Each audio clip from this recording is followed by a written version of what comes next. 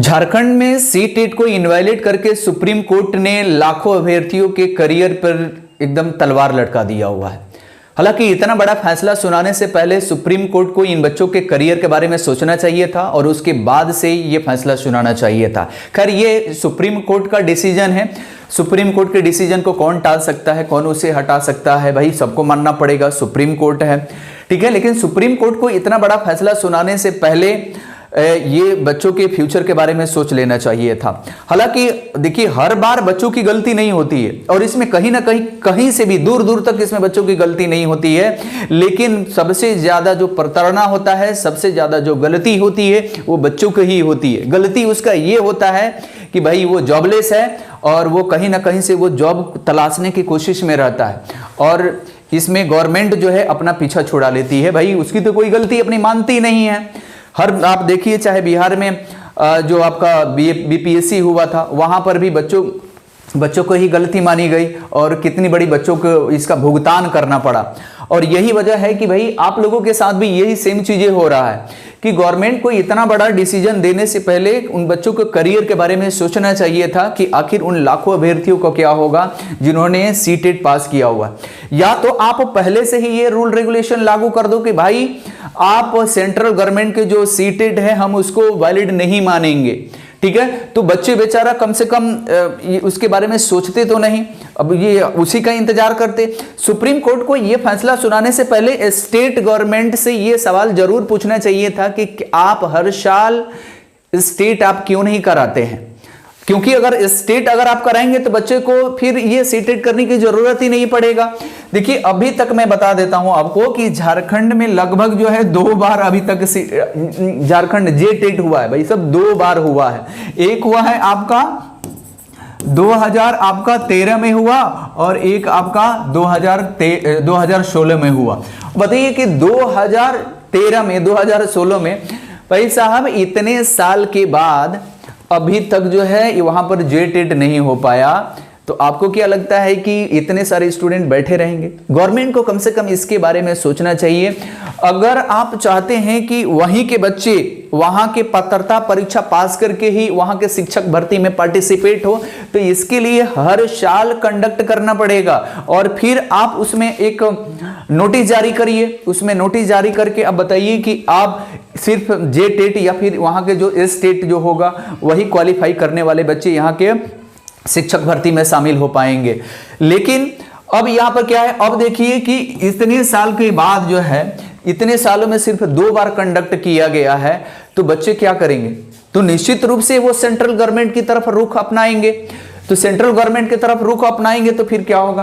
अब अचानक इतना बड़ा फैसला दे करके और कितने बच्चों के करियर पर जो है एकदम बिल्कुल एकदम कितने बच्चे होंगे जिनका करियर एकदम दांव पर लग गया है। तो गवर्नमेंट से मैं यही निवेदन करूंगा कि आप इन बच्चों के बारे में फ्यूचर में सोचते हुए आप कुछ इन लोगों को रिलैक्सेशन दिया जाए। देखिए, इसमें किया जा सकता है। सबसे पहले हम लोग बात कर लेते हैं कि इसमें क्या कर सकते हैं आप लोग। देखिए, इसमें आप लोग अपना एक टीम बना करके माननीय सुप्रीम कोर्ट से एक रिव्यू पिटीशन आप डाल सकते हैं कि इसमें रिव्यू किया जाए।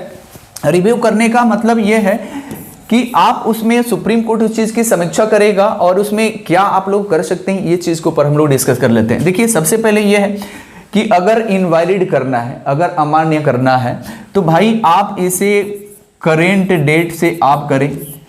करेंट डेट से अगर होगा 2025 से जो अपकमिंग है, यहां से अगर किया जाएगा तो सभी बच्चे अलर्ट हो जाएंगे। बाकी बच्चों का जो फ्यूचर होगा वो कम से कम बच जाएगा, ठीक है। क्यों? क्योंकि भाई देखिए, जो जेटेट है अपना, जो जेटेट है, ठीक है ना, जो जेटेट की बात की जा रही है, भाई ये भी तो एक पात्रता परीक्षा ही है ना। ये भी तो एक पात्रता परीक्षा है भाई। वो वहां पर एक सेंट्रल गवर्नमेंट की है, तो दोनों में मुझे नहीं लगता कि कोई वैसे भी सेंट्रल गवर्नमेंट की जो सीटेट जो है वो भाई जेटेट या स्टेट से बहुत अच्छी होती है। उसमें बच्चे काफ़ी एफोर्ड करते हैं, काफ़ी मेहनत करते हैं, पूरी ऑल ओवर इंडिया के लिए वो होता है। तो उससे ये जेटेट या स्टेट से उससे कई गुना बेहतर है। तो गवर्नमेंट को तो वहाँ के स्टेट गवर्नमेंट को तो ले लेना चाहिए। लेकिन सुप्रीम कोर्ट ने इतना बड़ा डिसीजन दे करके निश्चित रूप से झारखंड के जितने भी स्टूडेंट हैं उनके लिए एकदम अच्छा नहीं किया। तो आप लोग जो है इस प्रकार से रिव्यू पिटीशन आप लोग डाल सकते हैं। और रिव्यू पिटीशन का जो आपका रीजन हो सकता है, किस वजह से आप लोग डालेंगे, क्या उसमें रीजन दिखाएंगे, तो सबसे पहले इसमें रीजन ये आप लोग दिखा सकते हैं कि भाई हर साल जे टेट कंडक्ट नहीं होता है। तो भाई जे टेट अगर हर साल कंडक्ट नहीं होगा तो फिर हम लोग कहाँ पर जाएंगे। उसके लिए या तो गवर्नमेंट, अगर हम लोग सीटेट अगर कर रहे हैं तो गवर्नमेंट को इसके पहले नोटिस जारी करना चाहिए कि भाई हम सिर्फ स्टेट वालों को ही लेंगे, इसमें अदर